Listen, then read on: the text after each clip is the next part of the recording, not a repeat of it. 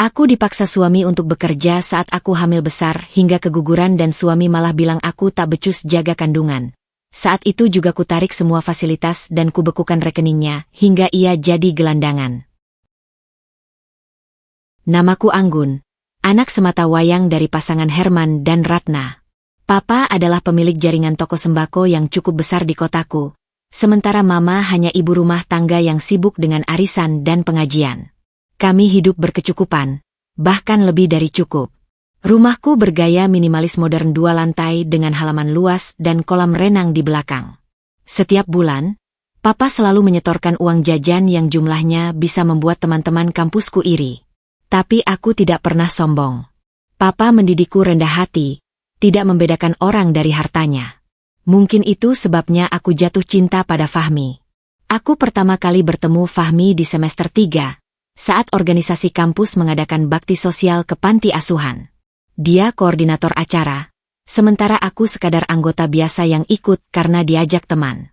Saat itu, Fahmi berdiri di atas panggung darurat, memberi arahan dengan suara lantang tapi tetap ramah.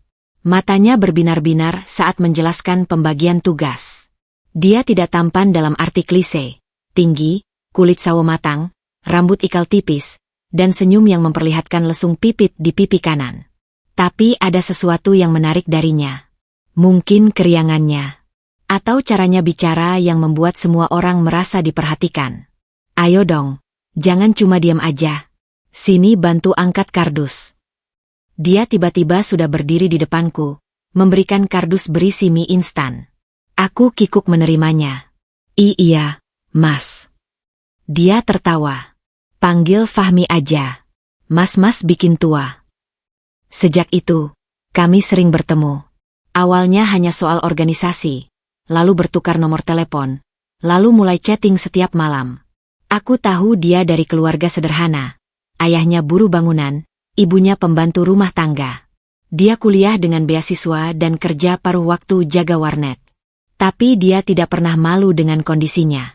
Malah dia bilang, aku mau sukses biar orang tuaku nggak kerja keras lagi. Aku kagum padanya. Di mataku, dia adalah pria gigih yang pantang menyerah. Setahun pacaran, aku memutuskan mengenalkannya pada Papa. Aku sudah membayangkan Papa akan marah, mungkin melarang, atau setidaknya memasang wajah masam. Tapi yang terjadi malah sebaliknya. Papa menerima Fahmi dengan sopan, bahkan mengajaknya ngobrol panjang lebar di ruang kerja. Aku menguping dari balik pintu, deg-degan. Jadi, kamu mau apa dengan anak saya? Tanya Papa dengan nada datar. Saya sayang Anggun, Pak. Saya ingin menikahinya dan membahagiakannya. Papa diam sebentar. Kamu tahu anak saya terbiasa hidup enak. Saya tahu, Pak. Tapi saya akan bekerja keras. Saya nggak akan biarkan Anggun kekurangan. Kerja keras doang nggak cukup, Nak. Hidup butuh modal. Saya akan cari modal, Pak. Saya nggak minta-minta. Aku tidak tahu persis apa yang membuat Papa akhirnya luluh. Mungkin keteguhan Fahmi. Atau mungkin Papa melihat sesuatu yang tidak aku lihat. Yang jelas, seminggu kemudian Papa memanggilku dan berkata, sudah, nikah saja. Tapi Papa punya syarat. Syarat itu, Papa akan memberi kami modal usaha toko sembako, membelikan mobil operasional, dan menyewakan rumah petak milik Papa untuk kami tempati. Tapi semua aset itu atas nama Anggun. Bukan karena Papa nggak percaya sama dia, kata Papa. Tapi sebagai jaminan. Laki-laki itu bisa berubah, enduk. Kalau dia sayang kamu, dia nggak akan keberatan. Fahmi tidak keberatan. Malah dia bilang, masuk akal, Pak. Saya juga nggak enak kalau tiba-tiba dikasih rumah. Papa tersenyum, tapi matanya tetap tajam mengawasi. Pernikahan digelar 2 bulan setelah wisuda. Akad di masjid dengan mas kawin 50 gram emas dan uang 50 juta rupiah. Dari Papa juga, tapi Fahmi tak tahu. Resepsi sederhana di gedung pertemuan, karena keluarga Fahmi tidak bisa mengundang banyak orang. Aku memakai kebaya putih dengan tata rias yang menyita waktu 3 jam. Saat Fahmi menjabat tanganku dan mengucap ijab kabul, aku menangis haru. Di pelaminan, dia membisikkan, terima kasih udah mau jadi istriku. Aku akan jaga kamu baik-baik. Aku percaya. Malam pertama di rumah petak pemberian papa, aku melihat Fahmi duduk diam di ruang tamu. Matanya menerawang. Mas, kenapa? Tanyaku sambil duduk di sampingnya. Dia menarik napas panjang. Aku janji.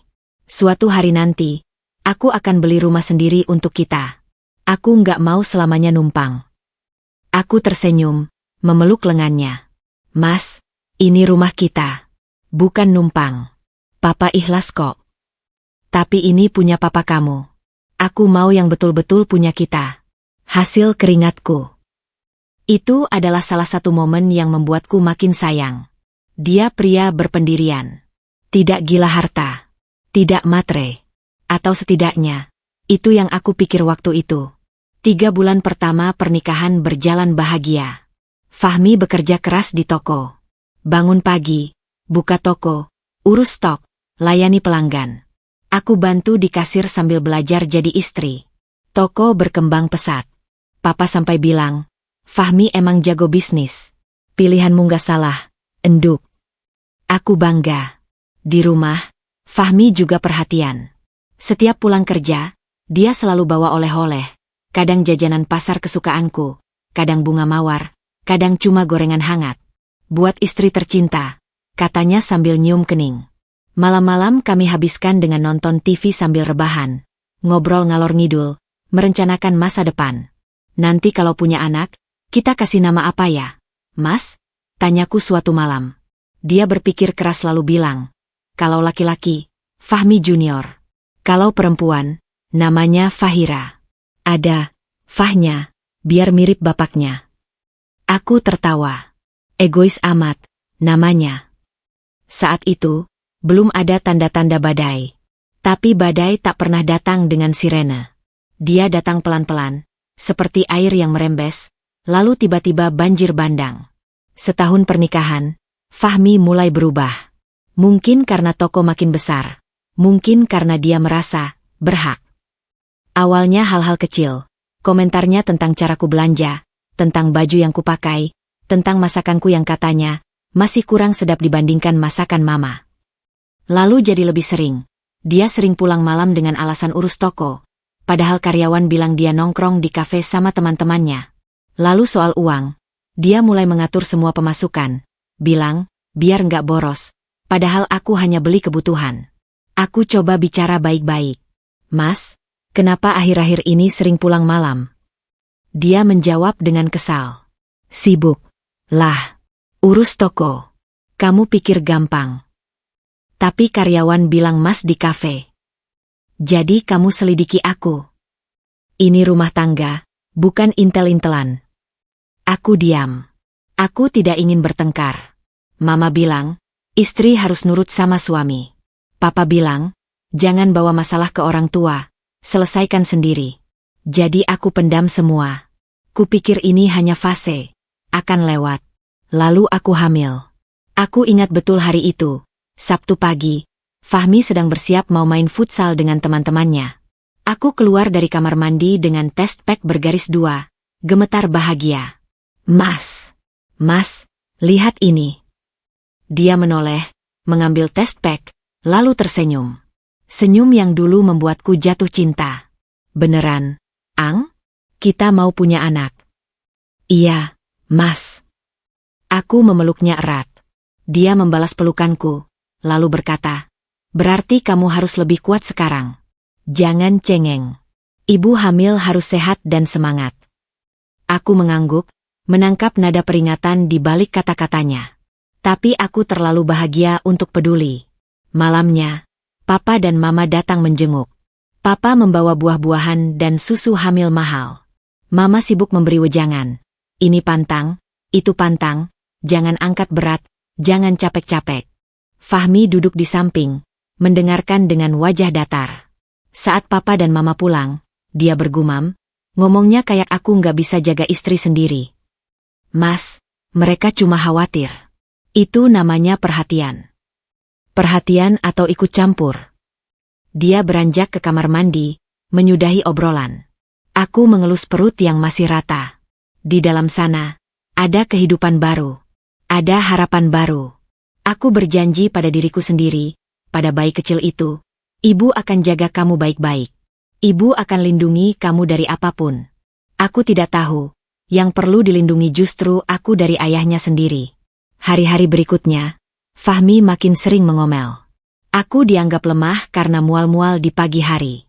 Ibu hamil lain juga mual, tapi nggak lemes kayak kamu. Aku dianggap manja karena minta diantar belanja. Jalan kaki biar sehat. Ang, jangan manja. Aku dianggap boros karena beli vitamin yang diresepkan dokter. Itu mahal. Beli yang generik aja. Sama aja kok. Aku mulai takut membantah. Setiap kali aku mencoba menjelaskan, dia akan membentak atau mendiamkan berhari-hari.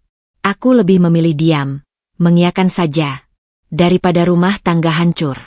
Daripada anakku tumbuh tanpa ayah. Aku tidak tahu bahwa diamku adalah kesalahan terbesar. Di usiaku, aku masih percaya pada dongeng. Kalau kita sabar, semua akan baik-baik saja. Kalau kita mengalah, yang keras akan luluh.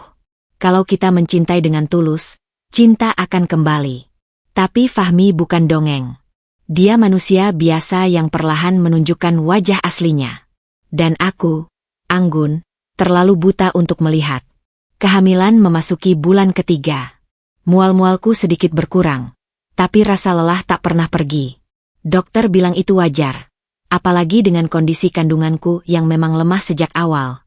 Aku harus banyak istirahat, hindari stres, dan rutin kontrol. Aku mencoba mengikuti semua saran dokter dengan sebaik mungkin. Tapi Fahmi punya pendapat lain. Ang, besok kamu ke toko ya. Ada kiriman barang besar. Aku nggak bisa sendirian. Aku menatapnya dari tempat tidur. Hari itu aku benar-benar lelah. Bahkan untuk sekadar duduk saja terasa berat. Mas, dokter bilang aku harus istirahat. Mungkin karyawan bisa bantu. Karyawan. Dia mendengus. Karyawan kalau nggak diawasi, mereka curang. Kamu tahu sendiri. Lagian, kamu cuma diminta duduk di kasir, ngawasin. Bukan angkat barang. Tapi mas, perjalanan ke toko lumayan jauh. Naik motor, panas-panasan. Pakai mobil, Ang. Kamu kan bisa nyetir. Mobilnya mas pakai ke kantor. Dia terdiam sejenak, lalu berkata dengan nada kesal. Ya udah, nanti aku antar. Tapi aku cuma bisa antar, nggak bisa jemput. Aku ada meeting siang. Aku menghela napas panjang. Sebenarnya aku ingin bilang tidak. Tapi melihat raut wajahnya yang sudah mulai merah, aku memilih mengalah. Baiklah, mas. Besok aku ke toko. Dia tersenyum, menepuk kepalaku pelan. Nah, gitu dong. Istri solehah.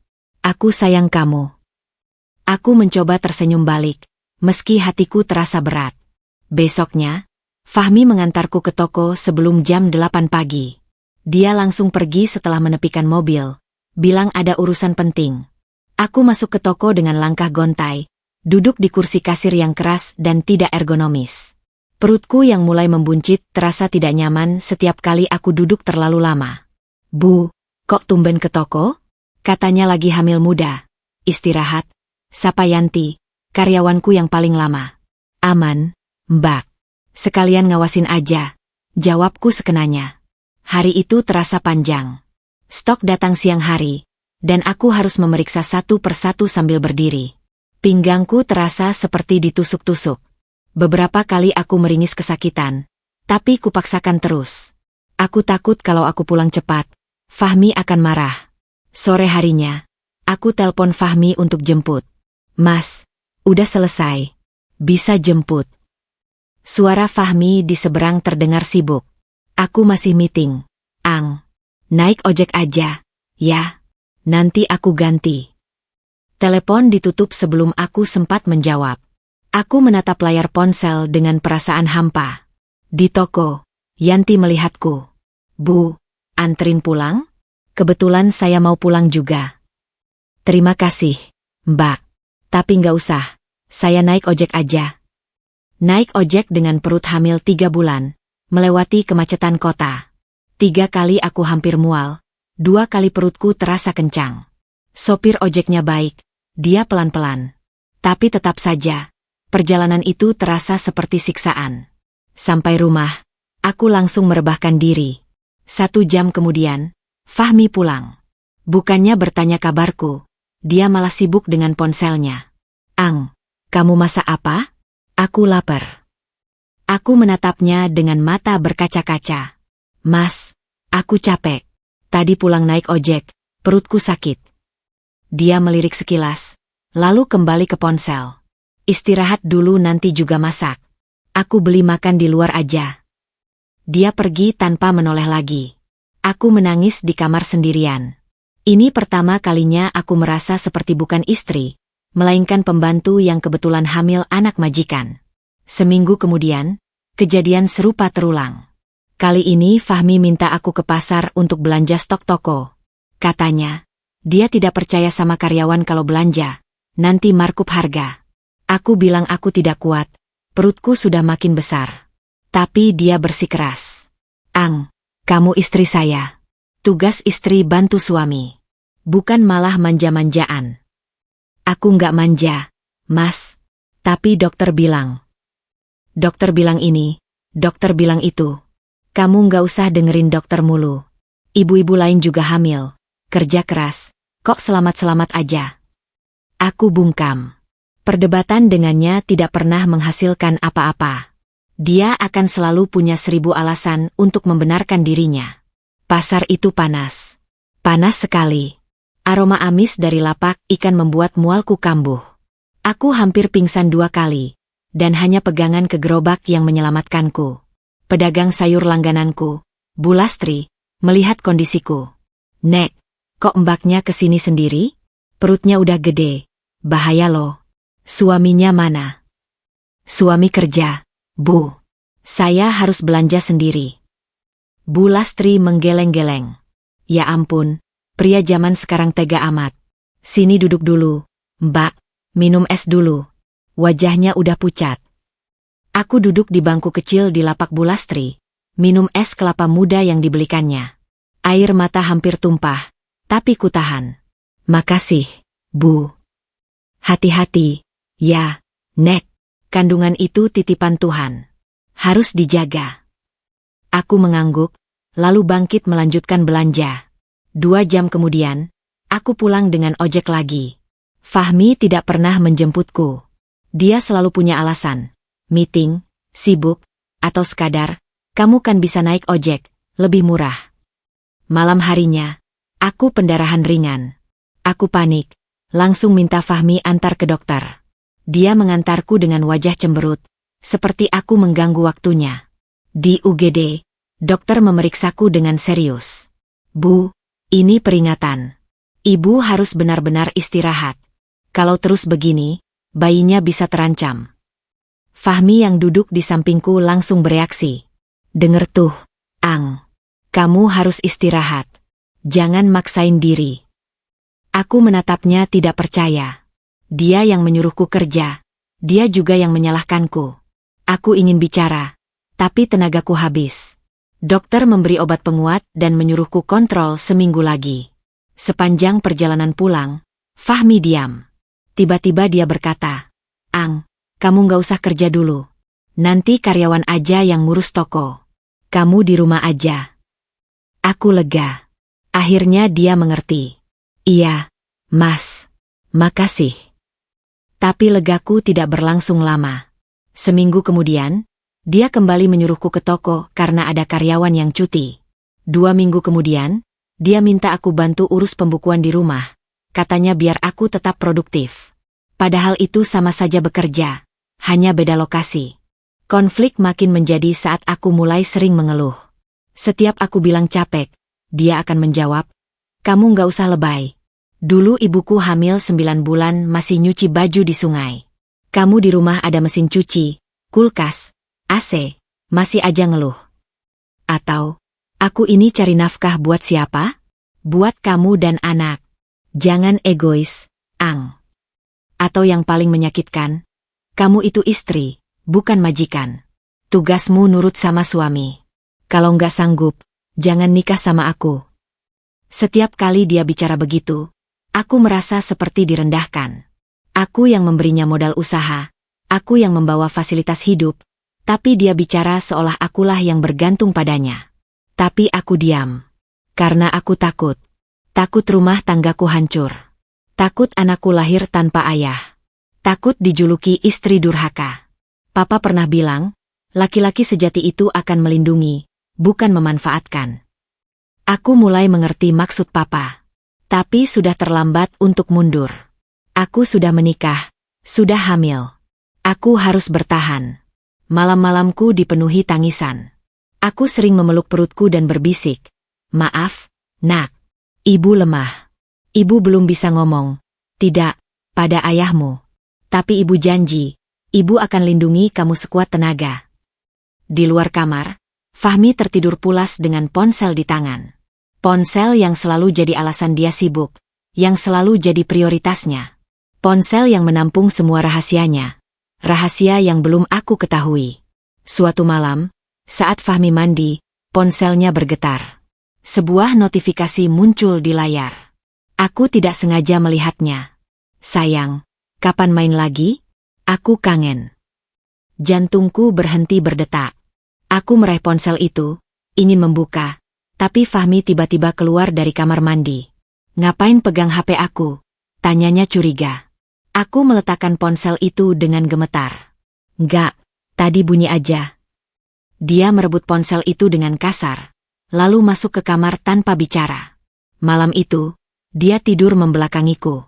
Dan aku menangis lagi. Di dalam perutku, bayi kecil itu bergerak. Tendangan kecil, seolah berkata, "Ibu, aku di sini. Jangan takut." Aku mengelus perutku. "Ya, Nak. Ibu akan kuat. Buat kamu." Usia kehamilanku memasuki 5 bulan. Perutku semakin membesar, dan rasa tidak nyaman semakin sering datang. Tapi bukan hanya fisik yang terganggu, pikiranku juga terus diterjang badai sejak melihat notifikasi di ponsel Fahmi beberapa minggu lalu. Aku mencoba mengabaikannya, menganggap itu hanya gangguan, tapi bayangan itu terus menghantuiku. Suatu sore, saat Fahmi sedang di toko, aku memberanikan diri membuka laptopnya. Aku tahu kata sandinya, tanggal lahirnya yang ia pakai untuk semua akun. Tanganku gemetar saat menekan tombol demi tombol. Aku membuka aplikasi chatting yang biasa ia gunakan. Dan di sana, aku melihat semuanya. Percakapan dengan seorang wanita bernama Riri. Foto-foto mesra. Aku membuka satu persatu. Semakin dalam, semakin hancur hatiku. Mereka sudah berhubungan sejak 6 bulan lalu, bahkan sebelum aku hamil. Aku membaca Fahmi mengeluh tentangku, tentang bagaimana aku manja dan selalu ngeluh. Tentang bagaimana dia lelah hidup dengan istri yang diberi fasilitas orang tua, sehingga dia merasa tidak berharga. Padahal aku bisa cari uang sendiri, tapi di mata orang, aku tetap miskin karena ngekos di rumah mertua, tulisnya dalam satu percakapan. Air mataku jatuh membasahi keyboard. Selama ini aku mengira dia baik-baik saja. Aku mengira dia menerima keadaan kami dengan lapang dada. Tapi ternyata di belakangku, dia membenci semua pemberian keluargaku. Dia membenci aku. Aku menutup laptop dengan gemetar. Di perutku, bayi bergerak aktif, seolah merasakan kegelisahan ibunya. Aku mengelus perut dengan lembut. "Maaf, Nak. Ibu sedang sedih.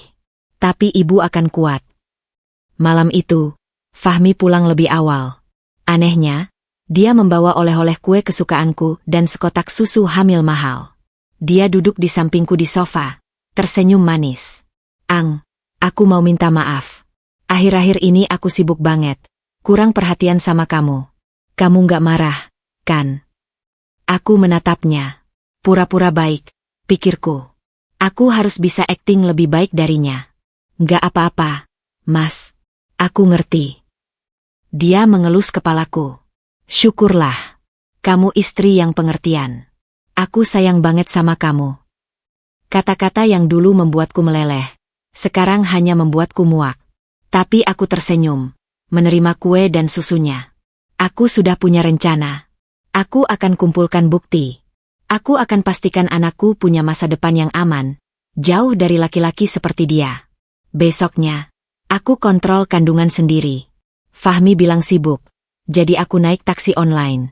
Dokter memeriksaku dengan teliti. Lalu wajahnya berubah serius. Bu Anggun, hasil USG menunjukkan ada beberapa tanda yang mengkhawatirkan. Plasenta ibu agak rendah. Ada risiko plasenta previa. Ini kondisi di mana plasenta menutupi sebagian jalan lahir. Ibu harus benar-benar istirahat total. Tidak boleh banyak bergerak, apalagi naik turun tangga atau berjalan jauh. Dadaku berdegup kencang. Bahaya enggak, Dok? Bahaya jika ibu terlalu aktif. Bisa terjadi pendarahan hebat yang membahayakan ibu dan janin. Saya sarankan ibu cuti kerja total. Istirahat di tempat tidur sebisa mungkin. Kontrol lebih sering. Dan segera ke IGD jika ada pendarahan atau kontraksi dini. Aku mengangguk patuh. Di dalam hati, aku sudah tahu apa yang akan terjadi jika Fahmi mendengar ini. Pulang ke rumah, aku menunggu Fahmi hingga malam. Dia pulang jam 10 dengan wajah lelah dan bau alkohol samar-samar. Mas, aku habis kontrol. Dokter bilang kondisiku berisiko. Harus istirahat total. Fahmi yang sedang melepas sepatu menghentikan gerakannya. Istirahat total? Maksudnya? Tidak boleh banyak bergerak, Mas. Dokter khawatir ada plasenta previa. Bisa bahaya buat aku dan bayi. Dia diam sejenak. Lalu tertawa. Bukan tawa khawatir, tapi tawa sinis. Plasenta apa? Ang, kamu jangan gampang percaya sama dokter. Mereka suka membesar-besarkan masalah biar pasiennya terus kontrol dan bayar mahal. Aku terperanjat. Mas, ini serius. Iya, aku tahu kamu serius. Tapi kamu juga harus realistis. Toko gimana? Stok gimana? Karyawan nggak bisa diandalkan terus. Kamu pikir aku bisa handle semuanya sendiri? Kita bisa cari karyawan tambahan, Mas. Atau Papa bisa bantu. Papa. Kamu selalu Papa terus. Bentaknya tiba-tiba. Wajahnya merah. Aku ini suamimu, bukan anak buah papamu. Aku nggak minta bantuan papamu. Kamu harusnya dukung suami, bukan malah lari ke orang tua tiap ada masalah. Aku mundur selangkah, terkejut dengan ledakannya. Aku coba diskusi. Mas, bukan lari ke papa. Diskusi? Kamu pikir aku nggak tahu? Kamu dari dulu selalu manja. Dikit-dikit sakit, dikit-dikit istirahat. Ibu hamil lain kerja sampai mau lahiran. Kok kamu nggak bisa? Mas, ini beda. Dokter bilang. Dokter ngomong gitu biar kamu terus kontrol. Dasar naif. Dia pergi ke kamar mandi membanting pintu. Aku terduduk lemas di sofa. Bayiku bergerak aktif. Mungkin ikut stres dengan suara keras tadi. Aku mengelus perut, berusaha menenangkan. Aku mohon, Mas, jangan keras-keras. Anak kita kaget. Dia keluar dari kamar mandi dengan handuk melilit di pinggang, masih dengan wajah kesal. Anak kita baik-baik aja. Kamu yang kebanyakan pikiran. Udah, tidur. Jangan bahas ini lagi. Malam itu, untuk pertama kalinya, aku tidur dengan rasa benci yang nyata di hati. Bukan hanya kecewa, bukan hanya sedih, tapi benci. Aku benci caranya mengabaikan kesehatanku. Aku benci caranya meremehkan nyawa anak kami. Aku benci semua kebohongannya. Esoknya, saat Fahmi pergi, aku menghubungi pengacara keluarga, Om Doni. Kami janjian bertemu di kafe dekat rumah orang tuaku. Aku ceritakan semuanya. Tentang perselingkuhan yang kutemukan. Tentang kekerasan emosional yang kualami. Tentang kehamilan berisiko yang diabaikannya. Om Doni mendengarkan dengan serius. Anggun, kamu punya bukti kuat. Tapi sebelum bercerai, kamu harus kumpulkan semuanya. Screenshot percakapan, rekaman kalau perlu, dan catatan medis dari dokter. Itu semua akan membantu di pengadilan. Aku nggak kuat lama-lama, Om. Aku takut anakku kenapa-napa. Kamu harus kuat, Enduk. Untuk anakmu. Untuk masa depanmu. Om bantu. Tapi kamu harus sabar sedikit lagi. Jangan kasih tahu Fahmi kalau kamu tahu tentang perselingkuhannya. Aku mengangguk mantap. Perang sudah dimulai. Dan kali ini, aku tidak akan kalah. Seminggu berikutnya, aku pura-pura baik-baik saja. Aku tetap membantu pembukuan dari rumah, tetap tersenyum saat Fahmi pulang, tetap melayaninya sebagaimana mestinya. Tapi diam-diam, aku mengumpulkan bukti. Aku screenshot semua chat di laptop yang ia lupa logout. Aku rekam percakapan teleponnya dengan Riri menggunakan aplikasi perekam. Aku simpan struk transfer uang yang ia kirim ke wanita itu, uang dari tokoku. Setiap malam, setelah Fahmi tidur, aku menangis diam-diam. Bukan karena sedih, tapi karena marah. Marah pada diriku sendiri yang selama ini terlalu bodoh. Marah pada Fahmi yang tega mengkhianati kepercayaanku. Marah pada dunia yang tidak adil. Perutku semakin besar, dan rasa sakit semakin sering datang. Tapi aku tidak bisa istirahat total seperti kata dokter. Fahmi terus memaksaku mengerjakan ini itu. Kalau aku menolak, dia akan marah atau mendiamkan berhari-hari. Aku lebih memilih bekerja daripada dihukum diam, karena diamnya Fahmi lebih menyakitkan daripada bentakannya. Suatu sore, saat aku sedang mengecek stok dari rumah, tiba-tiba perutku terasa kencang sekali. Rasa sakit menjalar dari pinggang hingga ke perut bagian bawah. Aku meringis, berusaha bangkit untuk mengambil air minum, tapi kakiku lemas. Aku jatuh di lantai. Mas, Mas. Panggilku lemah. Tapi Fahmi tidak ada di rumah. Dia sedang di toko, atau mungkin di tempat lain bersama Riri. Aku meraih ponsel yang terjatuh di sampingku. Kutelpon Yanti, karyawan toko yang paling kupercaya. Mbak Yanti, tolong, aku sakit. Setengah jam kemudian, Yanti datang dengan suaminya. Mereka membawaku ke rumah sakit. Di UGD, dokter langsung menanganiku. Setelah pemeriksaan, dokter masuk dengan wajah serius. Bu, ini peringatan keras. Ibu harus rawat inap. Ada kontraksi dini yang berisiko memicu kelahiran prematur. Janin baru 28 minggu, masih sangat rentan. Aku mengangguk pasrah. Saya rawat inap, Dok. Yanti menemaniku hingga malam. Fahmi baru datang jam 9, dengan wajah cemberut. Kamu kenapa sih, Ang? Sakit-sakit terus. Aku capek bolak-balik rumah sakit. Aku memejamkan mata. Tidak ada tenaga untuk meladeninya. Dokter masuk dan menjelaskan kondisiku pada Fahmi. Pak, istri Bapak butuh istirahat total minimal sampai usia kehamilan 36 minggu. Kalau bisa dirawat di rumah saja, jangan kemana-mana. Kalau ada apa-apa, segera ke IGD. Fahmi mengangguk, tapi aku tahu pikirannya melayang entah kemana. Setelah dokter keluar, dia duduk di kursi pasien dengan malas.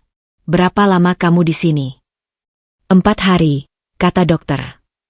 4 hari? Lama amat. Toko gimana? Toko nggak akan lari, Mas. Nyawa anak kita lebih penting. Dia mendengus. Kamu jangan lebay. Anak kita pasti kuat. Aku tidak menjawab.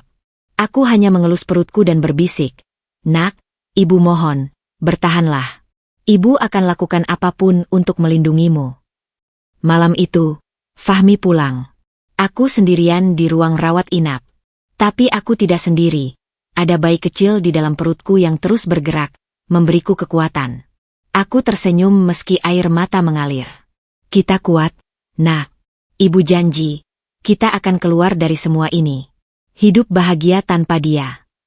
Tapi aku tidak tahu, badai terbesar justru belum datang. 4 hari di rumah sakit terasa seperti 4 minggu. Fahmi hanya menjenguk 2 kali, itu pun dengan wajah setengah hati. Pertama saat aku masuk, kedua saat aku keluar. Sisanya, dia sibuk dengan alasan toko, atau setidaknya itu yang ia katakan. Yanti yang setia menemaniku, membawakan makanan, dan memastikan aku baik-baik saja. Bu, sebenarnya saya mau bilang sesuatu. Ucap Yanti ragu di hari terakhir rawat inap. Aku menatapnya. Bilang saja, Mbak. Yanti menghela napas. Pak Fahmi, akhir-akhir ini sering ke toko sebentar, terus pergi lagi. Katanya ada urusan. Tapi saya lihat di Instagram story temannya, dia malah main biliar sama teman-teman. Saya nggak enak ngomong, Bu, tapi saya kasihan sama ibu. Aku tersenyum pahit. Terima kasih, Mbak. Saya tahu semuanya. Tapi bersabar dulu, ya. Ada rencana yang sedang saya siapkan. Yanti mengangguk, meski matanya menunjukkan rasa iba yang dalam. Pulang dari rumah sakit, aku disambut rumah yang berantakan. Piring kotor menumpuk di dapur, baju kering di jemuran sudah 2 hari tidak diangkat, dan lantai penuh debu. Fahmi duduk di sofa sambil main game di ponsel, tidak menoleh saat aku masuk. "Udah pulang?" tanyanya tanpa melihat ke arahku. "Iya, Mas. Ini rumah kenapa berantakan?" Dia mengangkat bahu. "Sibuk. Lagian kamu kan di rumah aja, bisa bersihin." Aku menahan napas. Baru 5 menit pulang dari rumah sakit, dan dia sudah menyuruhku bekerja. "Mas, dokter bilang aku harus istirahat total. Nggak boleh capek-capek. Sekali-sekali nyapu nggak bikin mati. Ang, jangan lebay." Aku memilih diam. Aku masuk ke kamar, merebahkan diri, dan menangis dalam diam. Di luar, suara game ponsel Fahmi terus terdengar, bercampur tawanya saat menelepon seseorang. Aku tahu dia sedang telepon dengan Riri. Aku bisa mendengar nada bicaranya yang berbeda, lembut dan penuh perhatian, nada yang dulu hanya untukku. Malam harinya, Fahmi mengajakku bicara. Aku kira dia akan menanyakan kesehatanku, atau setidaknya berpura-pura peduli. Ternyata tidak. "Ang, besok ada acara keluarga dari pihakku. Semuanya kumpul di rumah ibuku. Kamu harus datang." Aku mengerutkan kening. "Mas, aku baru keluar RS. Dokter bilang harus istirahat. Perjalanan ke rumah ibumu macet, panas, bisa 2 jam. Aku nggak kuat." "Kamu nggak usah bikin alasan. Ini keluarga, Ang. Semua orang udah tahu kamu hamil. Mereka pengen lihat.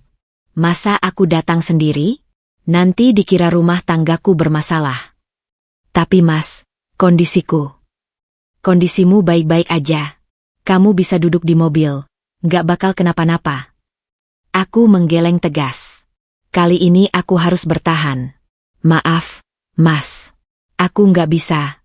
Risikonya terlalu besar." Fahmi terdiam. Matanya menyipit, memandangku dengan tajam. Lalu tiba-tiba, dia berdiri dan membanting gelas yang ada di meja. Pecahan kaca berhamburan di lantai. "Kamu tuh egois banget, nggak sih?" Aku terkejut, tubuhku gemetar. Bayiku bergerak kencang di dalam perut. "Aku selama ini kerja banting tulang buat kamu. Bukannya dukung, kamu malah manja.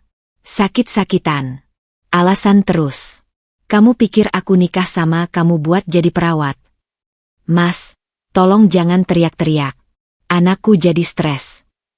"Anak kita. Bukan anak lu doang."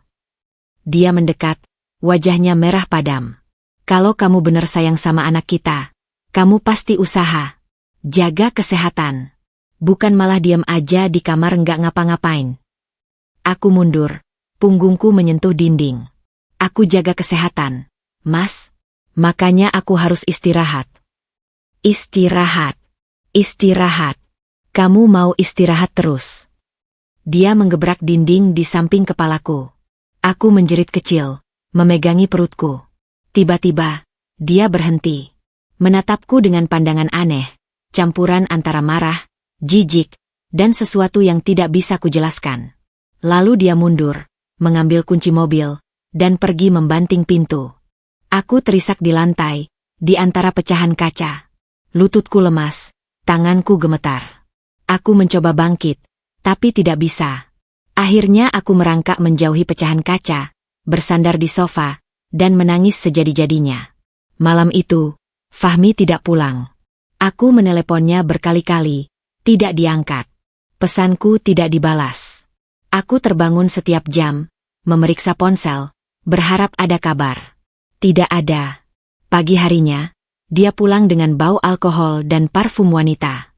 Dia langsung tidur tanpa bicara sepatah kata pun. Aku berdiri di pintu kamar, menatapnya dengan mata sembab. Laki-laki ini, yang dulu kuanggap imam, sekarang seperti orang asing.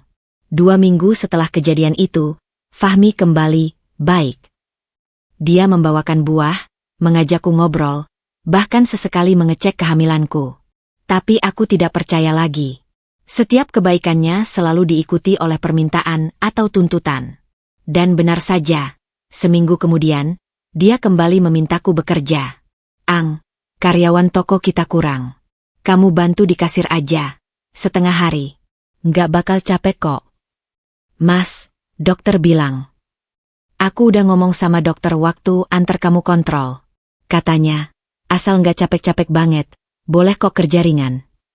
Aku terdiam. Aku tahu dia berbohong, tapi tidak punya bukti. Mas, aku nggak mau ambil risiko. Risiko apa? Kamu di kasir, duduk mulu. Nggak bakal kenapa-napa. Lagian, kamu nggak kasihan sama aku? Sendirian ngurus toko, stres. Aku menghela napas panjang. Baiklah, Mas. Tapi cuma setengah hari. Dan aku harus pulang kalau capek. Deal. Aku masuk ke perangkapnya lagi. Hari pertama di toko, aku bertahan 3 jam. Hari kedua, 4 jam. Hari ketiga, 5 jam. Fahmi selalu bilang, sebentar lagi, entar aku antar. Tapi, sebentar lagi, tidak pernah datang. Aku selalu pulang naik ojek, dengan perut yang semakin berat dan pinggang yang semakin sakit. Suatu sore, saat aku sedang menghitung uang di kasir, tiba-tiba perutku terasa kencang sekali. Rasa sakit menjalar dari punggung hingga ke panggul. Aku meringis, memegangi perut. Bu, kenapa? Tanya Yanti cemas. Perutku sakit, Mbak. Yuk, saya antar pulang. Di perjalanan pulang, rasa sakit itu datang dan pergi. Kontraksi, pikirku panik. Tapi masih ringan. Mungkin karena capek. Malamnya, aku cerita pada Fahmi. Mas, perutku sakit terus tadi. Kayak kontraksi. Dia sibuk dengan ponsel. Mungkin masuk angin. Kerokan, yuk. Aku hamil, Mas. Nggak boleh kerokan. Ya udah, istirahat. Jangan banyak pikiran. Aku menurut. Tapi rasa sakit itu tidak hilang. Malah makin sering datang. Setiap 30 menit, perutku mengeras, lalu kendur lagi. Akhirnya aku pingsan karena kelelahan. Pagi harinya, aku terbangun dengan ponsel berdering. Yanti. Bu, ibu kemana? Toko buka, Pak Fahmi belum datang. Saya sendiri di sini. Aku menatap jam. Jam 8 pagi. Fahmi sudah pergi. Tanpa pamit. Tanpa meninggalkan sarapan. Aku bangkit dengan susah payah. Perutku masih terasa kencang-kencang. Tapi aku harus ke toko. Fahmi pasti akan marah kalau toko telat buka. Perjalanan ke toko terasa seperti neraka. Setiap guncangan motor ojek membuat perutku sakit. 2 kali aku minta sopir berhenti, muntah di pinggir jalan. Sesampainya di toko, aku langsung duduk di kasir. Yanti melihat wajahku pucat pasi. Bu, ibu nggak apa-apa? Wajahnya pucat banget. Aku nggak apa-apa, Mbak. Tolong ambilin air hangat, ya. Yanti berlari mengambil air. Aku minum perlahan. Bayiku bergerak lambat, seolah lelah juga. Aku mengelus perut, berbisak. Maaf, nak. Ibu lagi berjuang. Tahan dulu, ya. Fahmi datang jam 11, dengan wajah ceria. Ang, masih di sini? Kirain udah pulang. Ayo, aku antar pulang. Aku menatapnya. Dia tahu aku di sini dari tadi pagi. Dia sengaja meninggalkanku bekerja. Tapi aku terlalu lelah untuk marah. Aku hanya mengangguk dan bangkit. Sepanjang perjalanan pulang, kami diam. Tiba-tiba Fahmi berkata, Ang, besok ada acara lagi. Teman-temanku mau kumpul di rumah. Kamu masakin, ya. Mereka pengen makan masakan rumah. Aku menoleh. Mas, aku nggak mungkin masak buat banyak orang. Perutku udah gede. Ah, kamu pasti bisa. Masak aja yang simpel. Nasi goreng, ayam goreng, tempe. Nggak susah. Mas, aku nggak. Ang, bentaknya. Kamu tuh selalu nolak. Ajak kerja nolak. Ajak masak nolak. Kamu mau jadi istri kayak apa, sih? Istri kan harusnya melayani suami. Aku memejamkan mata. Air mata mengalir tanpa bisa kubendung. Baiklah, Mas. Aku masak. Dia tersenyum puas. Nah, gitu dong. Istri solehah. Malam itu, aku duduk di dapur dengan perut besar, mengupas bawang sambil menangis. Kontraksi ringan datang lagi, tapi kuhiraukan. Aku harus masak. Aku harus melayani. Aku harus jadi istri yang baik. Tapi di dalam hati, aku sudah menyusun rencana. Aku sudah mengumpulkan bukti perselingkuhan, kekerasan emosional, dan pengabaian medis. Om Doni sudah menyiapkan gugatan cerai. Tinggal waktu yang tepat. Sebentar lagi, nak, bisikku pada perut. Sebentar lagi kita bebas. Tapi besoknya, saat aku berdiri di dapur memasak untuk 10 orang temannya, tiba-tiba perutku sakit luar biasa. Rasa sakit yang berbeda dari sebelumnya. Lebih tajam. Lebih dalam. Aku memegangi meja dapur, berusaha bertahan. Di ruang tamu, Fahmi dan teman-temannya tertawa lepas. Tidak ada yang tahu aku sekarat di dapur. Dan saat piring terakhir selesai, aku jatuh pingsan di lantai dapur yang dingin. Darah mengalir di antara kedua kakiku. Dan dunia menjadi gelap. Gelap. Aku terapung di antara sadar dan tidak, mendengar suara-suara samar yang datang silih berganti. Suara orang panik, suara langkah kaki terburu-buru, suara mesin yang berdengung. Tubuhku terasa ringan, seperti melayang, tapi juga sakit luar biasa di bagian perut. Bu, Bu, bangun, Bu. Suara Yanti. Samar, tapi jelas. Aku mencoba membuka mata, tapi kelopak mataku terasa berat sekali. Kita bawa ke rumah sakit, Bu. Pak Fahmi. Pak Fahmi. Suara Yanti menjerit memanggil. Aku mendengar suara kursi digeser. Suara langkah mendekat, lalu suara Fahmi yang kesal. Kenapa sih, ribut-ribut? Pak, ibu pingsan. Darahnya banyak darah, Pak. Hening sebentar. Lalu suara Fahmi, datar. Ya ampun, sakit lagi. Sini, angkat. Kamu bawa mobil, Yanti. Saya lanjutin acara dulu, entar nyusul. Aku ingin berteriak. Ingin mengatakan bahwa aku sekarat. Tapi suaraku tak keluar. Tubuhku diangkat, dimasukkan ke dalam mobil, lalu perjalanan berguncang menuju rumah sakit. Tangan Yanti menggenggam tanganku erat. Bu, jangan mati, Bu. Saya di sini. Sebentar lagi sampai.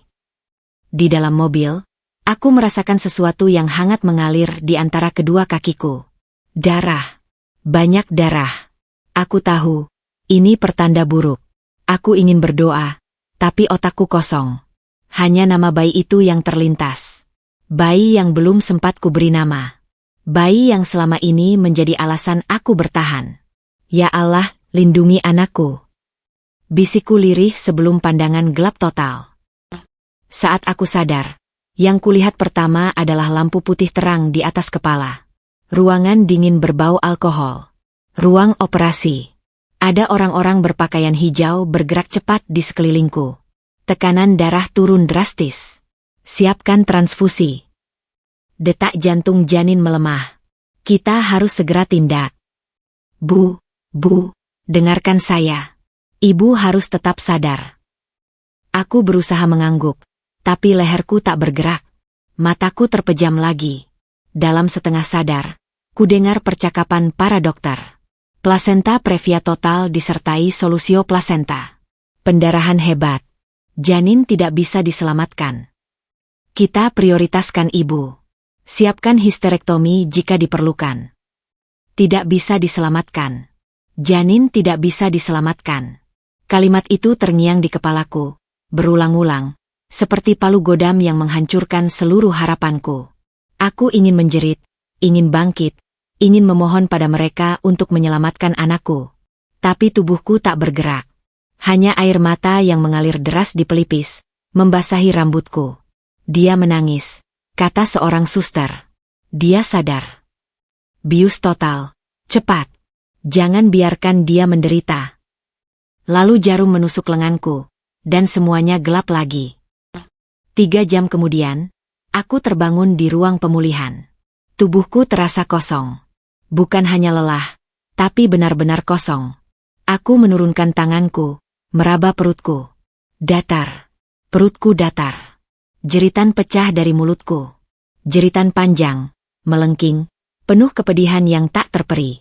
Aku menjerit sampai suaraku serak, sampai tenggorokanku terasa sobek. Suster-suster berlari masuk, mencoba menenangkanku. Bu, tenang, Bu. Ibu masih lemah. Anakku. Mana anakku? Aku meronta, mencabuti selang infus dari tanganku. Darah muncrat dari bekas selang, tapi aku tidak peduli. Kembalikan anakku. Tolong. Anakku.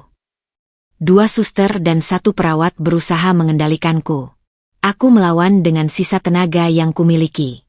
Aku menangis, menjerit, mengumpat, berdoa, semua bercampur jadi satu.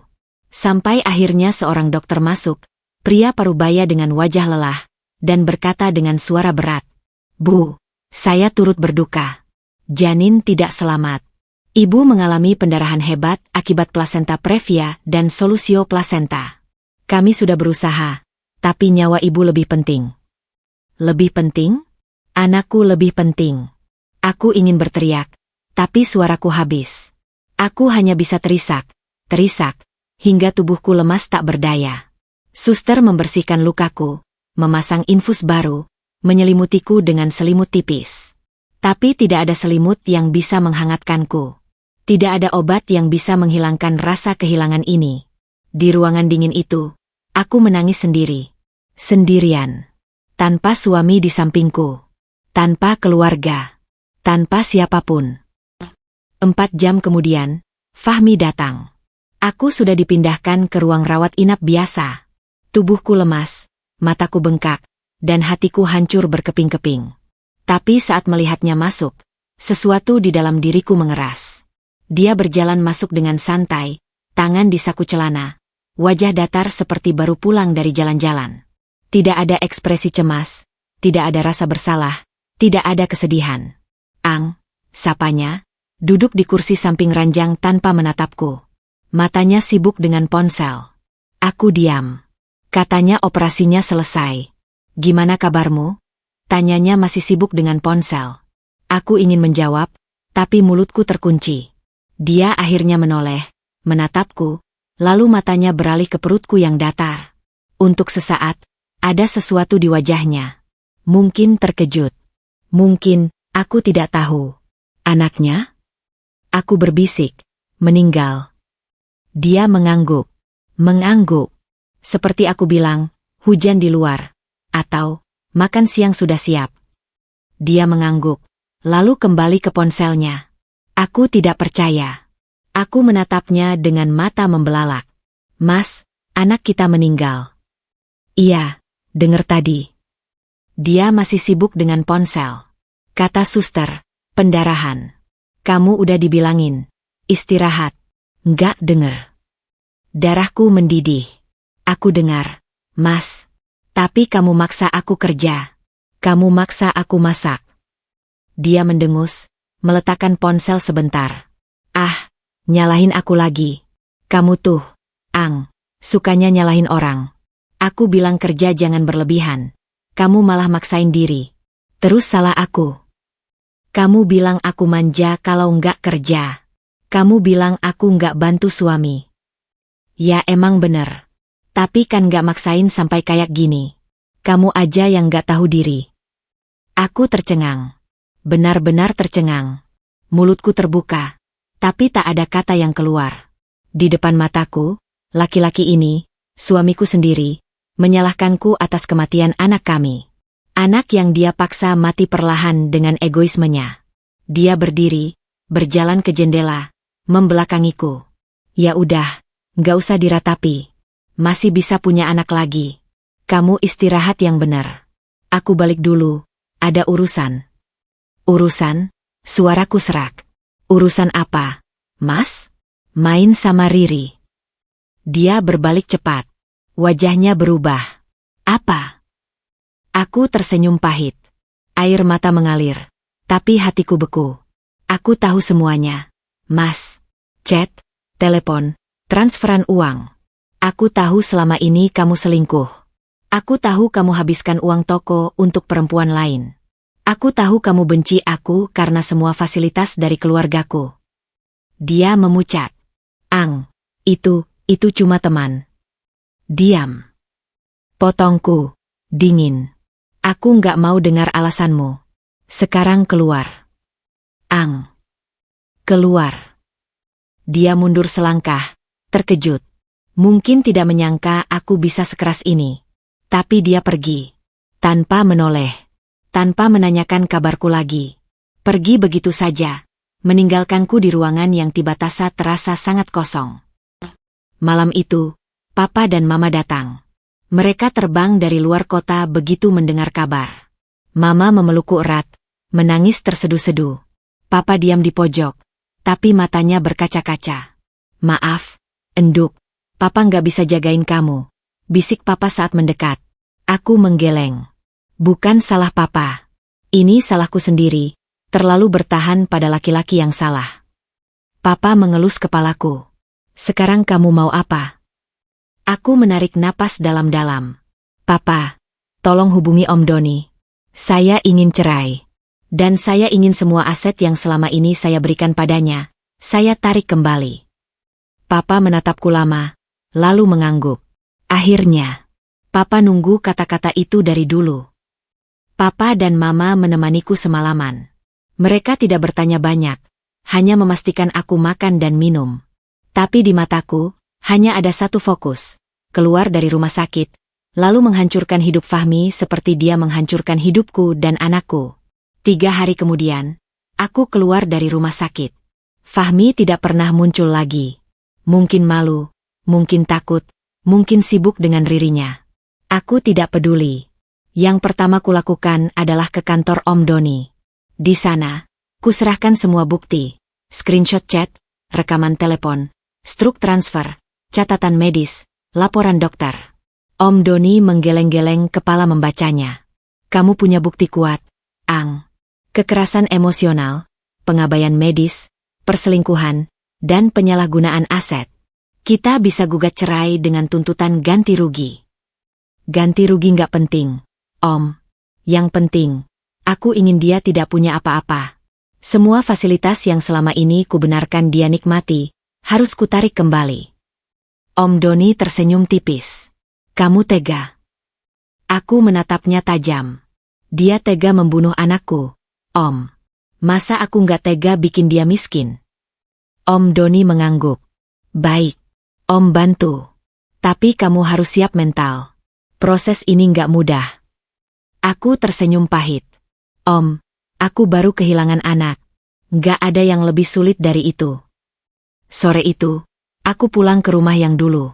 Rumah pemberian Papa yang selama ini kutinggali bersama Fahmi.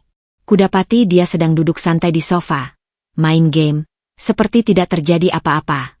Dia menoleh, terkejut melihatku. Ang? Udah keluar RS? Kok enggak kabarin? Aku duduk di hadapannya, mengeluarkan map coklat dari tasku. Tanda tangan ini. Dia membaca, lalu wajahnya berubah. Surat cerai? Kamu serius? Aku nggak pernah seserius ini. Dia tertawa, mencoba meremehkan. Ang, kamu masih syok. Entar kalau udah tenang, kita bicara baik-baik. Tanda tangan, Fahmi. Atau kita selesaikan di pengadilan. Dan percayalah, di pengadilan, kamu akan kalah telak.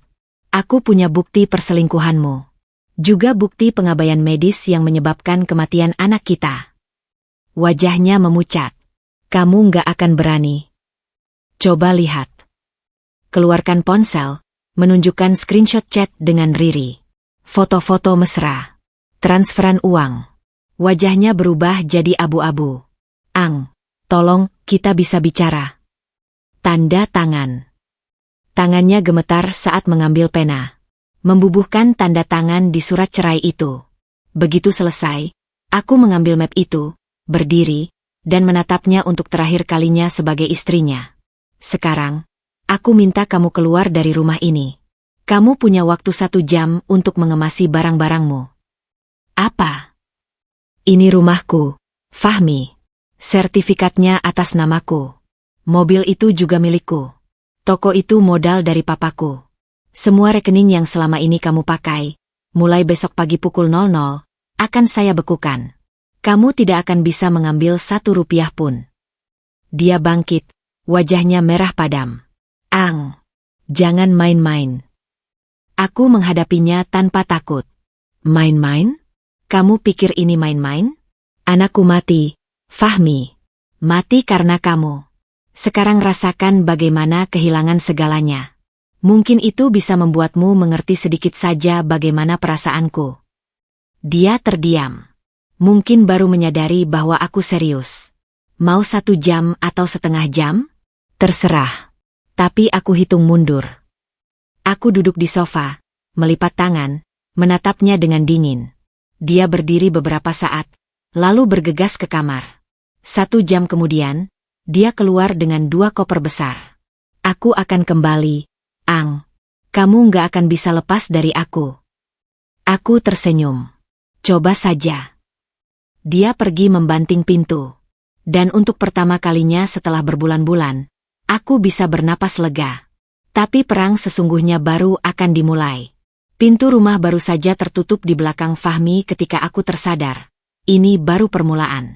Aku duduk di sofa, menatap 2 koper yang ditinggalkannya di teras karena aku melarangnya masuk kembali. Laki-laki itu pergi dengan langkah gontai, sesekali menoleh, mungkin berharap aku akan memanggilnya kembali. Aku tidak. Begitu mobilnya hilang dari pandangan, aku bangkit dan mengunci pintu. Bukan sekadar mengunci, tapi mengganti semua kode keamanan. Aku menghubungi jasa penggantian kunci darurat dan meminta mereka datang malam itu juga. Pintu, jendela, garasi, semuanya kuganti. Fahmi tidak akan bisa masuk lagi meskipun dia punya kunci cadangan. Setelah itu, aku duduk di ruang tengah dengan laptop terbuka. Om Doni sudah mengirimkan draft surat kuasa penuh atas semua aset. Aku membacanya satu persatu. Sertifikat rumah atas nama Anggun Kusumawardhani, BPKB mobil atas nama Anggun Kusumawardhani, surat izin usaha toko atas nama Anggun Kusumawardhani, dan yang paling penting, rekening bank tempat semua uang toko mengalir, juga atas namaku. Selama ini, Fahmi hanya menumpang di semua fasilitas itu. Aku terlalu percaya, terlalu baik, terlalu cinta untuk berpikir bahwa suatu saat aku perlu menggunakan semua dokumen ini sebagai senjata. Papa bilang, simpan baik-baik, Enduk. Jangan sampai kamu butuh, tapi kalau butuh, kamu siap. Papa benar. Papa selalu benar. Malam itu, aku mengakses M-Banking. Kulihat saldo di rekening utama, masih 2,3 miliar.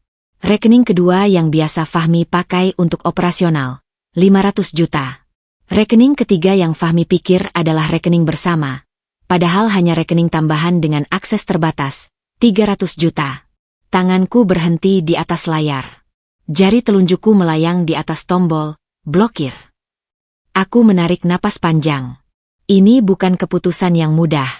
Meskipun dia telah menyakitiku, meskipun dia telah membunuh anakku, mengucilkan dia dari semua fasilitas ini berarti membuatnya jatuh miskin dalam semalam. Fahmi tidak punya tabungan pribadi. Aku tahu persis karena semua uang selalu masuk ke rekening yang kukendalikan. Dia tidak punya aset atas namanya sendiri. Tidak punya rumah, tidak punya mobil, tidak punya toko. Jika aku menekan tombol ini, besok pagi dia akan bangun sebagai lelaki tanpa apa-apa. Apakah aku tega? Lalu aku teringat perutnya yang datar. Teringat kursi operasi yang dingin.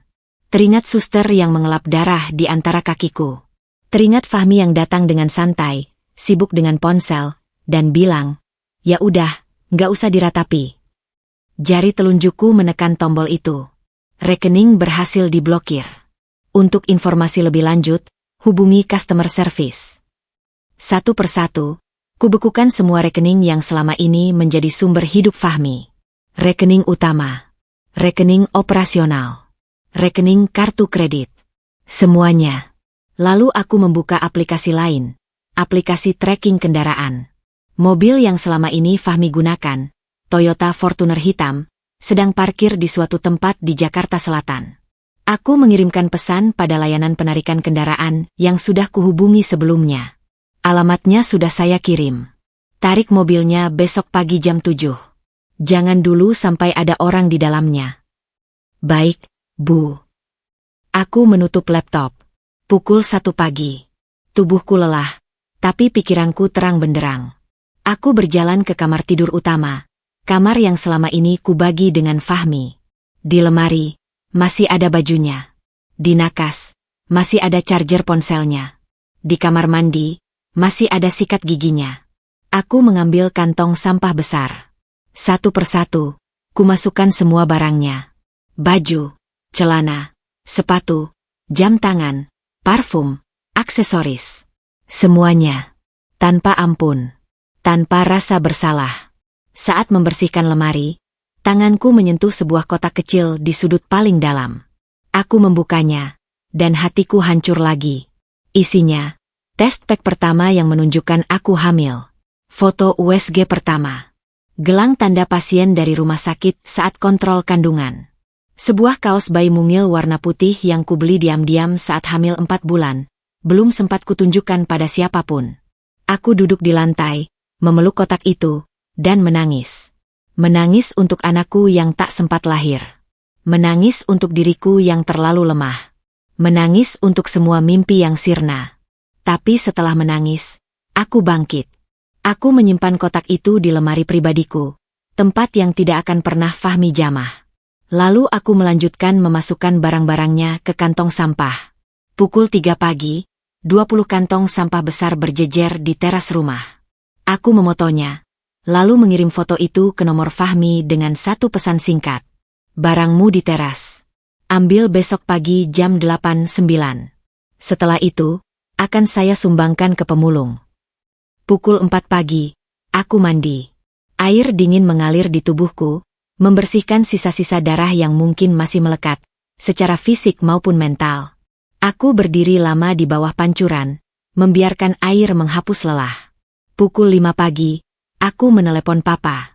Pak, aku sudah eksekusi. Semua rekening dibekukan. Mobil ditarik jam 7. Barangnya sudah di teras. Papa diam sebentar. Kamu nggak tidur? Enduk. Belum, Pak. Masih banyak yang harus dilakukan. Kamu kuat. Aku tersenyum tipis. Harus, Pak. Papa bangga sama kamu. Ingat, apapun yang terjadi, Papa dan Mama selalu di sini. Telepon ditutup. Aku duduk di ruang tamu, menunggu matahari terbit. Jam 6 pagi, mobil penarik datang. Mereka mengambil Fortuner itu tanpa masalah. Fahmi belum kembali, mungkin masih di tempat persembunyiannya bersama Riri. Jam 8 pagi, Fahmi datang. Aku melihatnya dari jendela. Dia turun dari taksi online, berlari ke teras. Terperangah melihat 20 kantong sampah berisi barang-barangnya. Dia meneleponku berkali-kali. Kubiarkan. Dia mengetuk pintu. Kubiarkan. Ang. Buka pintu. Ini nggak lucu.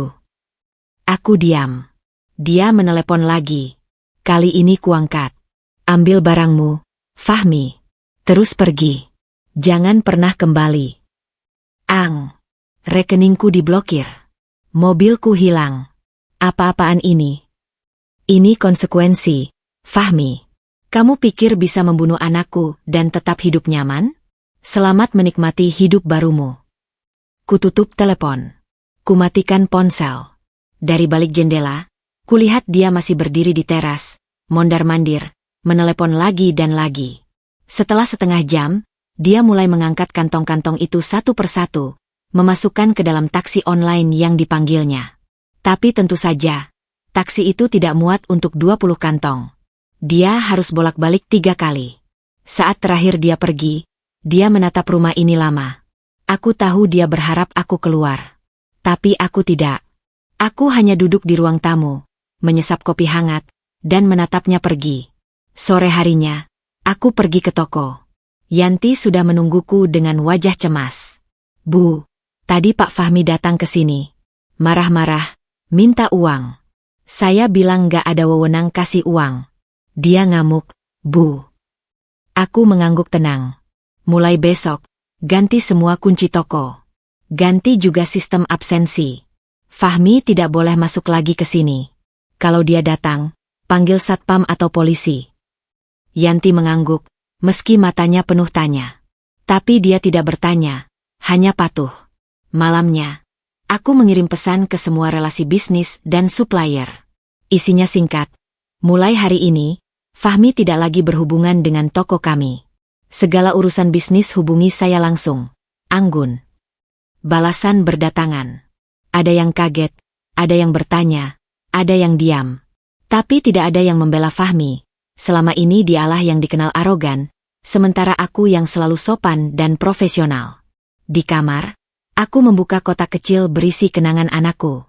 Kuambil kaos putih mungil itu, menciumnya, lalu menyimpannya kembali.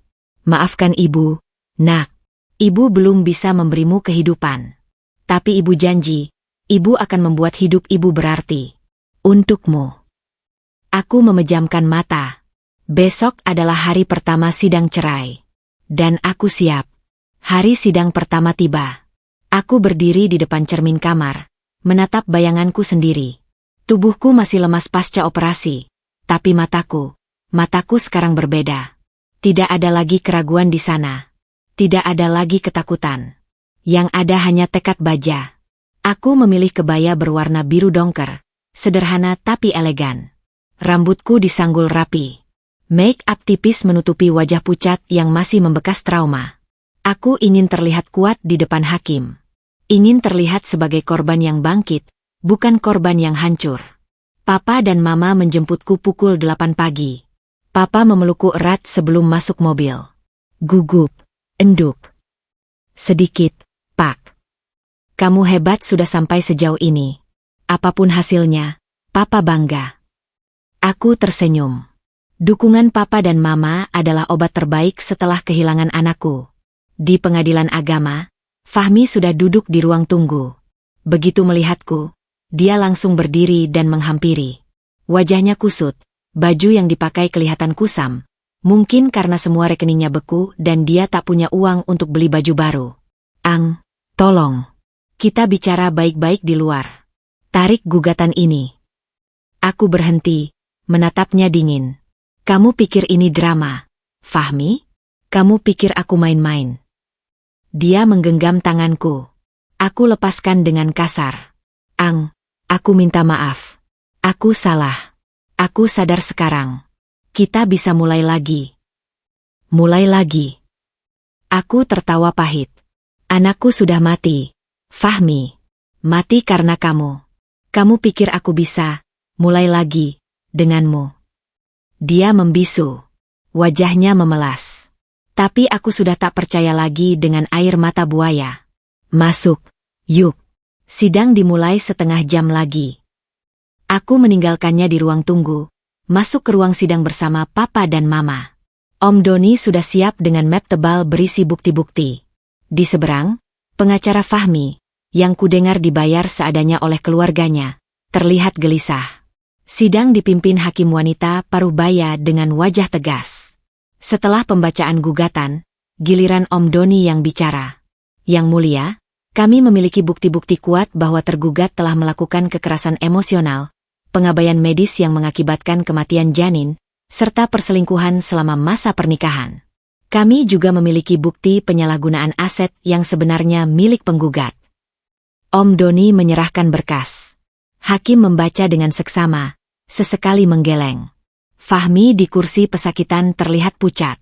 Tergugat, apakah Anda menerima semua bukti ini? Tanya hakim. Fahmi terbata-bata.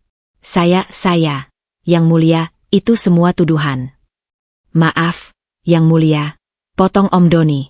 Kami memiliki rekaman percakapan tergugat dengan wanita lain, screenshot transfer dana dari rekening milik penggugat, serta laporan medis yang menyatakan bahwa keguguran klien kami disebabkan oleh aktivitas berlebihan yang dipaksakan tergugat.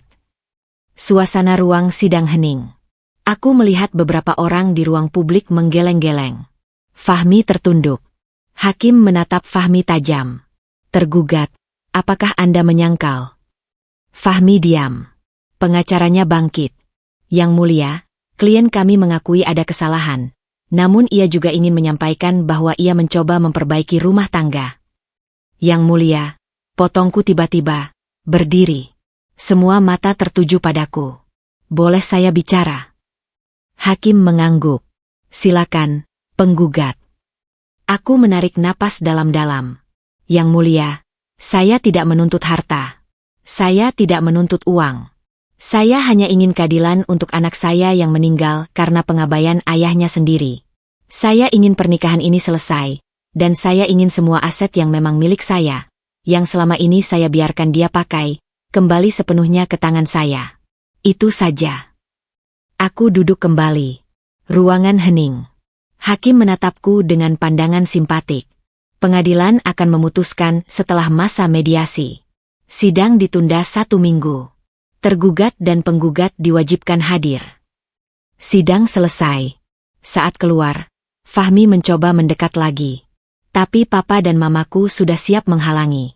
"Cowok brengsek, jangan dekati anak saya," bentak papa. Fahmi mundur, lalu berteriak dari kejauhan, "Ang!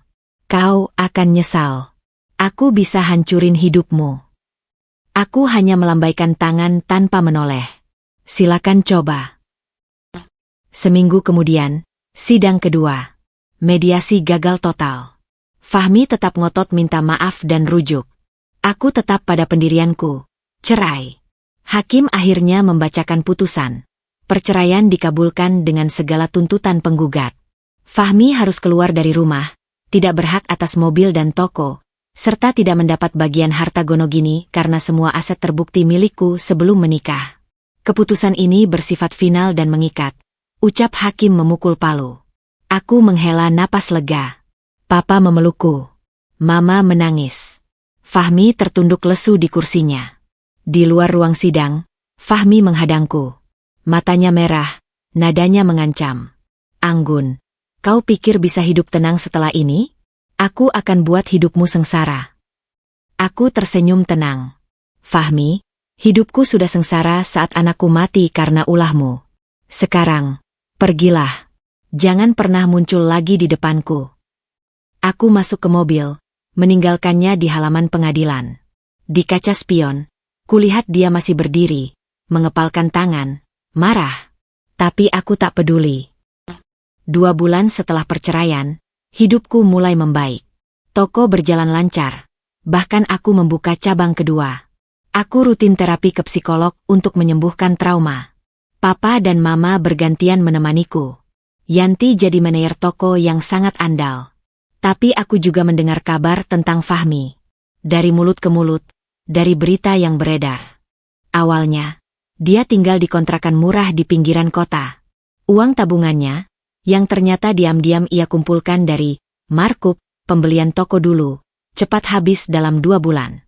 Riri, wanita selingkuhannya, kabur setelah tahu Fahmi tak punya uang. Teman-temannya menjauh. Keluarganya malu dan mulai membencinya.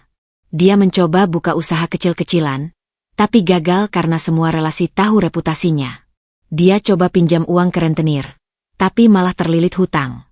Kontrakannya diusir karena telat bayar.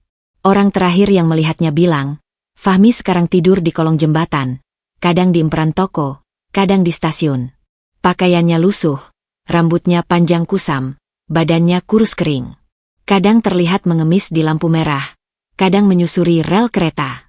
Aku mendengar semua itu dengan datar. Tidak senang, tapi juga tidak sedih. Hanya lega. Karma tidak perlu dikejar. Dia berjalan sendiri, dengan kakinya yang lambat tapi pasti. Dan hari ini, saat hujan turun deras, aku melihatnya dengan mata kepalaku sendiri. Hujan deras mengguyur kota sejak subuh. Aku terbangun dengan perasaan aneh, campuran antara damai dan gelisah. 2 bulan sudah berlalu sejak sidang cerai. 2 bulan aku belajar hidup sendiri, tanpa Fahmi, tanpa tekanan, tanpa ketakutan. Tapi juga tanpa anakku. Setiap pagi, sebelum memulai aktivitas, aku selalu duduk di sudut kamar yang kujadikan altar kecil. Di sana, kusimpan kotak berisi kenangan anakku, test pack, foto USG, dan kaos putih mungil itu. Aku menyalakan lilin aromaterapi, duduk bersila, dan berbicara pada bayi yang tak sempat lahir. "Selamat pagi, Nak. Ibu mau ke toko hari ini. Doain ibu lancar, ya." Kadang aku menangis. Kadang aku hanya diam. Tapi ritual itu membuatku merasa terhubung, merasa tidak sendiri. Hari ini, Aku punya jadwal padat. Pagi rapat dengan supplier, siang inspeksi ke cabang baru, sore kontrol ke psikolog. Hidupku kini penuh dengan kegiatan. Mungkin terlalu penuh, tapi itu lebih baik daripada diam merenung. Yanti menjemputku pukul 7. Dia sudah seperti adik sendiri sekarang. Setia menemani di setiap langkah. Bu, supplier baru udah konfirmasi. Mereka mau kasih diskon 10% untuk pembelian pertama. Lapor Yanti di mobil. Bagus. Nanti kita bicarakan soal kontrak jangka panjang. Bu, cabang baru progresnya 80%. Minggu depan sudah bisa soft launching. Aku mengangguk puas. Dalam 2 bulan, aku berhasil membuka cabang kedua di lokasi strategis. Omzet toko utama naik 30% setelah aku ganti manajemen dan pecat karyawan yang tidak loyal. Termasuk 2 orang yang Fahmi rekrut tanpa sepengetahuanku dulu. Rapat dengan supplier berjalan lancar. Aku deal untuk pasokan beras dan minyak dengan harga kompetitif. Mereka awalnya ragu karena aku wanita muda. Tapi setelah lihat proposal bisnis dan laporan keuangan, mereka langsung setuju. Siangnya, aku ke cabang baru. Lokasinya di kompleks ruko dekat perumahan elit. Bangunannya 2 lantai, desain modern minimalis. Aku memilih warna cat putih dan hijau toska, warna favoritku. Di dinding, kusuruh gambar mural pemandangan sawah, simbol harapan dan kesuburan. Bagus, Bu, puji Yanti. Aku tersenyum. Ini kita beri nama, Toko Anggun Sejahtera. Cabang pertama di pasar tetap pakai nama lama, tapi yang ini pakai nama baruku. Namaku, Anggun. Tanpa embel-embel, istri Fahmi. Aku memulai lembaran baru dengan identitas seutuhnya milikku. Sore harinya, aku ke psikolog, Bu Dewi. Ini sesi ke-6ku. Awalnya aku sangat tertutup, sulit bicara, sulit percaya. Tapi perlahan, Bu Dewi membantuku membuka luka dan menyembuhkannya. Bagaimana perasaanmu minggu ini, Anggun? Tanya Bu Dewi dengan nada lembut. Aku lebih tenang, Bu. Tidur lebih nyenyak. Mimpi buruk tentang operasi sudah jarang. Itu perkembangan baik. Apa masih ada kemarahan? Aku berpikir sejenak. Masih, tapi tidak seperti dulu. Dulu aku marah sekali, pengin lihat dia menderita. Sekarang, aku hanya tidak ingin bertemu dia lagi. Ingin move on. Marah itu wajar, Anggun. Tapi yang penting, marahmu tidak mengendalikan hidupmu. Percakapan dengan Bu Dewi selalu membuka wawasan baru. Aku belajar bahwa trauma tidak akan hilang, tapi bisa dikelola. Bahwa kebahagiaan adalah pilihan. Bahwa aku berhak hidup tanpa rasa bersalah. Pulang dari psikolog, aku mampir ke makam bayiku. Iya, aku memutuskan untuk memakamkan plasenta dan jaringan janin yang dikeluarkan saat operasi. Papa membantuku mengurusnya. Kini ada nisan kecil di TPU dengan nama Bayi Anggun, doa ibu selalu untukmu. Aku duduk di samping nisan itu, memegang tanah basah. Hujan baru reda, udara segar berbau tanah. Aku memejamkan mata, berdoa, menangis, lalu tersenyum. Ibu akan baik-baik saja, Nak. Ibu janji. Kamu tenang di sisi Tuhan, ya. Malam harinya, aku makan malam bersama Papa dan Mama di rumah mereka. Papa masak sop buntut kesukaanku. Mama sibuk menyiapkan sambal dan lalapan. Suasana hangat seperti dulu, sebelum aku menikah. Ang, Papa dengar kamu buka cabang baru. Hebat, enduk, ucap Papa bangga. Iya, Pak. Minggu depan soft launching. Papa dan Mama harus datang. Pasti, pasti. Mama sudah beli baju baru buat acara itu, celetuk Mama. Kami tertawa bersama. Di momen ini, aku merasa utuh. Bukan sebagai istri, bukan sebagai janda, tapi sebagai anak, sebagai pebisnis, sebagai manusia. Setelah makan, Papa mengajakku ngobrol serius di ruang kerja. Enduk, Papa mau ngomong sesuatu. Aku duduk di sofa. Iya, Pak. Papa tahu kamu kuat. Papa lihat perjuanganmu. Tapi Papa juga khawatir. Kamu kerja terlalu keras, terlalu memforsir diri. Istirahat, enduk. Jangan sampai sakit. Aku baik-baik saja, Pak. Papa menggeleng. Papa tahu kamu lari dari kesedihan dengan bekerja. Itu tidak sehat. Kamu harus hadapi sedihmu, bukan lari. Aku diam. Papa benar. Aku memang lari. Setiap kali ingat anakku, aku langsung cari kerjaan. Setiap kali ingat Fahmi, aku buka laptop dan sibuk dengan angka. Enduk, kamu butuh teman hidup. Suatu saat nanti, kalau sudah siap. Aku menggeleng. Pak, aku trauma sama laki-laki. Tidak semua laki-laki seperti Fahmi, Enduk. Tapi nanti saja, kalau kamu siap. Sekarang, fokus dulu sembuh. Papa memelukku. Aku menangis di pelukannya, seperti kecil dulu.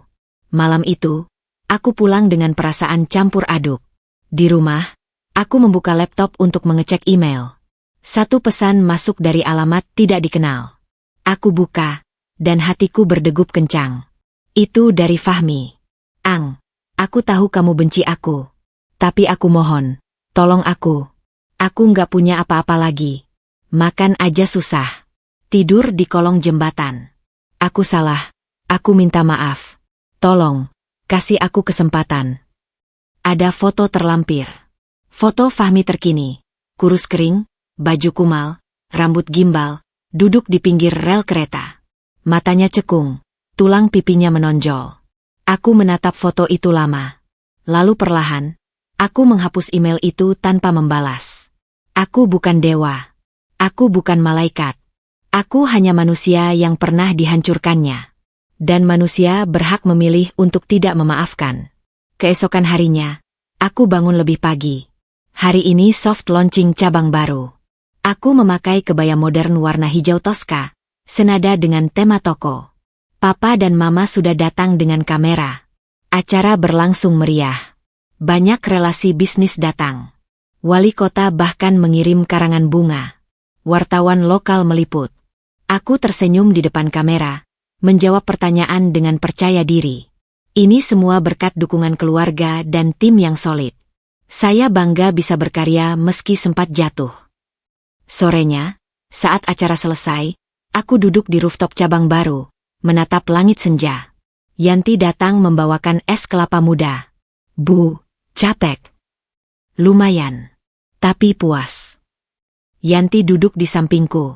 Bu, saya mau bilang sesuatu. Bilang aja. Saya kagum sama ibu. Bangkit dari keterpurukan. Sukses lagi. Saya nggak yakin bisa sekuat itu. Aku tersenyum. Kamu bisa, Mbak. Semua orang bisa. Asal punya alasan kuat untuk bangkit. Alasan aku, anakku yang meninggal. Dia pengen lihat ibunya bahagia. Yanti mengangguk. Ibu hebat. Kami diam menikmati senja. Di langit, burung-burung terbang pulang ke sarang. Aku merasakan kedamaian yang lama hilang. Malamnya, aku kembali ke ritual di altar kecil. Kutempelkan berita koran tentang kesuksesan cabang baru di dinding dekat kotak kenangan.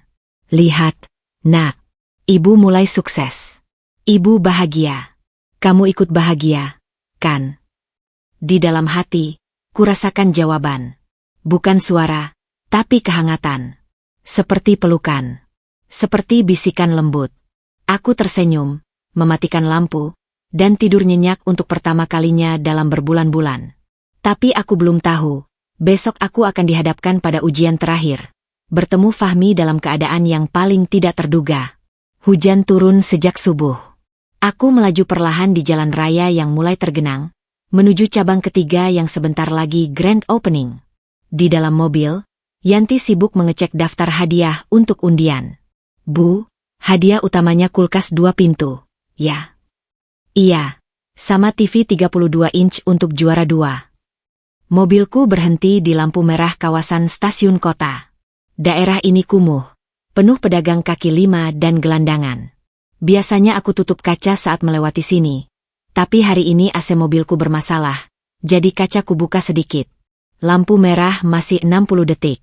Aku melirik ke pinggir jalan, ke arah kolong jembatan yang biasanya jadi tempat tidur para gelandangan. Dan di sana, aku melihatnya. Seorang pria duduk di atas kardus basah, menggigil kedinginan.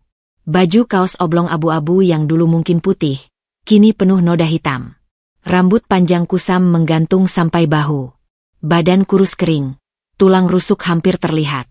Wajahnya tertunduk, tapi aku mengenali postur itu. Fahmi. Dia duduk di antara 3 gelandangan lain. Semuanya terlihat sama kumalnya. Di depannya, kaleng bekas berisi beberapa koin receh. Dia menggenggam plastik berisi nasi bungkus, mungkin hasil mengemis, dan makan dengan lahap seperti orang kelaparan berhari-hari. Dunia serasa berhenti. Aku menatapnya tidak percaya. Fahmi, laki-laki yang dulu sombong, yang dulu merasa paling berkuasa, yang dulu bilang aku tak becus jaga kandungan, kini duduk di kolong jembatan, menjadi gelandangan. Bu. Yanti memanggil. Ibu kenapa? Aku tidak menjawab. Mataku terus tertuju padanya. Tiba-tiba, Fahmi mendongak. Mungkin karena melihat mobil mewah berhenti lama. Matanya bertemu dengan mataku. Untuk sesaat, kami saling menatap. Aku lihat matanya yang dulu penuh kesombongan, kini kosong. Cekung. Tanpa cahaya. Dia mengenaliku. Wajahnya berubah. Dia bangkit terhuyung-huyung, meninggalkan kardus dan kalengnya. Berjalan ke arah mobilku dengan setengah berlari. Ang! Ang! Teriaknya parau. Tapi langkahnya terhenti. 2 satpam stasiun menghampiri, menariknya mundur. Ngemis, jangan dekat mobil orang. Minggir. Aku kenal dia. Dia istriku. Ang. Tolong. Aku minta maaf. Satpam semakin keras menariknya. Fahmi jatuh di genangan air, berusaha bangkit, tapi satpam mendorongnya lagi. Gelandangan kok ngaku-ngaku punya istri orang kaya. Mending ngemis yang bener. Di belakangku, klakson mobil mulai berbunyi. Lampu hijau sudah menyala. Aku harus pergi. Aku memandang Fahmi sekali lagi. Dia tergeletak di lumpur, menangis, menjerit namaku. Gelandangan lain menonton dengan tatapan iba. Orang-orang di halte bus menunjuk-nunjuk. Yanti menggenggam tanganku. Bu? Aku menghela napas panjang. Lalu aku menginjak pedal gas. Mobilku melaju perlahan meninggalkan stasiun. Di kaca spion, aku melihat Fahmi masih tergeletak di lumpur, tertunduk, menyerah. Satpam sudah pergi. Hujan semakin deras mengguyur tubuhnya yang kurus. Aku tidak menangis. Aku juga tidak tersenyum. Aku hanya hampa. Dulu, aku pernah menangis di lantai dapur, memeluk perut yang kosong, sementara dia asyik bergurau dengan teman-temannya. Dulu, aku pernah menjerit di ruang operasi, kehilangan anak, sementara dia datang terlambat dengan wajah acuh. Dulu, aku pernah memohon padanya untuk peduli, untuk berhenti memaksa, untuk jadi suami dan ayah yang baik. Sekarang, dia memohon padaku. Tapi aku tidak bisa memberi apa-apa. Bukan karena aku tidak punya, tapi karena aku memilih untuk tidak memberi. Aku bukan Tuhan. Aku bukan juri. Aku hanya manusia yang pernah hancur karena dia. Bu, belok kiri atau lurus? Tanya Yanti, menyadarkanku dari lamunan. Lurus, Mbak. Ke cabang baru. Mobil terus melaju, menjauh dari stasiun, menjauh dari masa lalu, menjauh dari Fahmi. Di dalam hati, aku berbisik pada anakku yang tak sempat lahir. Nak, ibu baru saja melihat orang yang menyiksa kita dulu. Dia sudah jatuh. Tapi ibu tidak senang, tidak juga sedih. Ibu hanya lega. Lega karena ibu sudah tidak terikat dengannya lagi. Lega karena ibu bisa pergi tanpa menoleh. Di jok belakang, kotak kecil berisi kaos putih mungil itu diam menemani setiap perjalananku. Aku menyentuhnya lembut. Kita lanjutkan hidup. Nak, ibu akan sukses. Ibu akan bahagia. Untukmu. Untuk ibu.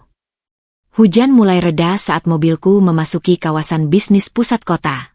Di langit, pelangi muncul samar-samar. Aku tersenyum kecil. Hidup terus berjalan. Dan aku, Anggun, akhirnya benar-benar merdeka. Tidak ada balas dendam yang lebih indah selain keberhasilanku hari ini. Tidak ada karma yang lebih pedih selain melihatnya di kolong jembatan sementara aku melaju menuju kesuksesan. Tapi aku tak ingin menyebutnya kemenangan. Aku hanya menyebutnya kehidupan yang adil. Sampai jumpa di kehidupan selanjutnya. Fahmi. Atau lebih baik, jangan pernah.